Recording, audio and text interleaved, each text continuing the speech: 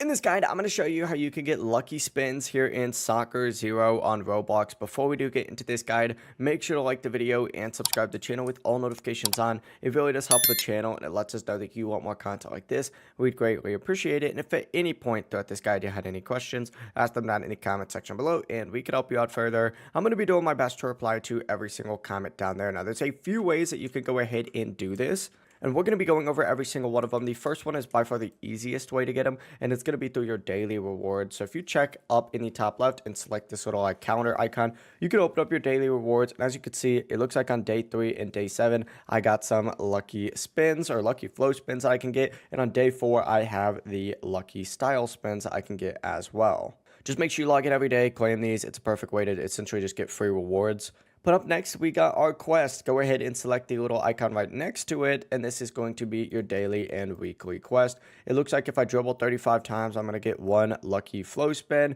and of course, it looks like in about 7 quests, I'll go ahead and get some more lucky style spins as well. You're also going to want to check the weekly quest. These ones usually have better rewards overall. They're a little bit harder to do, but they're not impossible. And of course, you can go ahead and knock these out to get even more stuff done as well. But essentially, go ahead and knock those out.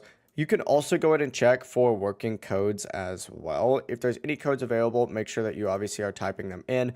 Of course, you can check out our individual video going over all of the working codes by just searching up Soccer Zero codes just BOZ and watching that full video. That's going to break down all of the working codes to get a bunch of different stuff, but that's going to be the full process just like so. If you guys had any questions, ask them down in the comment section below and we can help you out further. I'm going to be doing my best to reply to every single comment down there. Before you do leave this guide, make sure to like the video and subscribe to the channel with all notifications on. It really does help us out and lets us know that you want more content. Have a great rest of your day though. Peace.